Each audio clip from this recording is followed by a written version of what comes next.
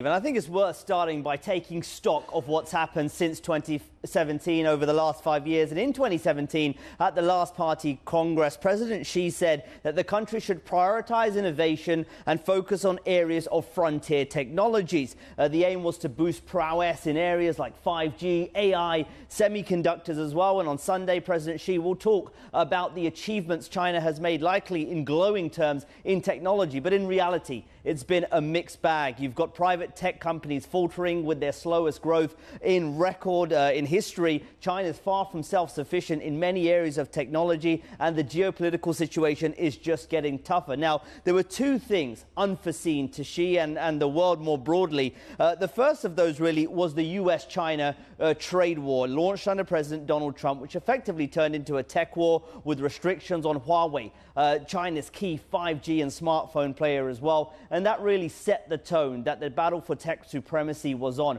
Huawei's smartphone business was crippled. Its telecommunication business took a hit too. And you've seen that continued under President Joe Biden at the moment with the latest curbs on chips to China. The second unforeseen circumstance was COVID. Hit the world, of course. But with China in particular, while the world has opened up, the country has continued with its zero COVID policy, which is weighing on growth. Now, I just want to look at some of the goals for China over the past few years. And one of those really was tech self-sufficiency, and in particular in the area of semiconductors as well. The tech war, however, really derailed this as well. New curbs are likely to stop equipment and key chips heading to China for the development of their own industry as well. And it's likely to hobble China's domestic semiconductor industry. TSMC, the world's biggest chip maker, might not be able to supply to Chinese companies, and that can have a ripple effect across industries like artificial intelligence, autonomous driving, and supercomputing as well. So we're very far from self-sufficiency here.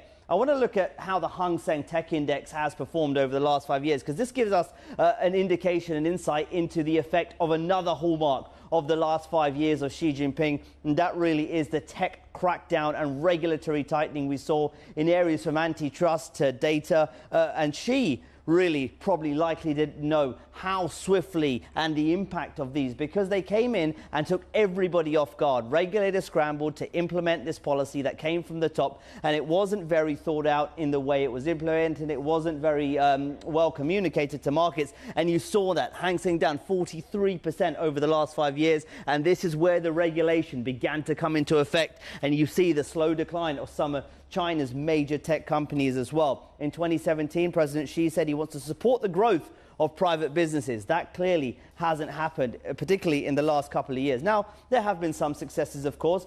China was a first mover in 5G telecommunications technology. Its space program has come on leaps and bounds with missions to the moon and Mars. AI development in the area of driverless cars and other has come on, and it's the world's biggest electric vehicle market as well. But clearly, a number of notable ambitions have not been met in terms of self-sufficiency and others, and that's only going to get tougher with the slowing economy and the ongoing tech war. So what next for Xi and what next for China? Slightly more predictable regulatory environment is likely, but no major legislation is likely to be introduced, and none of those showpiece fines that we saw previously. Slowing growth is set to continue as well, given zero COVID and the regulatory environment as well. So that could curtail some of that old breakneck speed growth we saw from the tech companies as well. And China's tech ambitions will need to be re-evaluated here, particularly because of the curbs from the US here, which will hamper China's progress. So they really need to think about how to deal with that and what China's tech domestic industry looks like going forward, guys.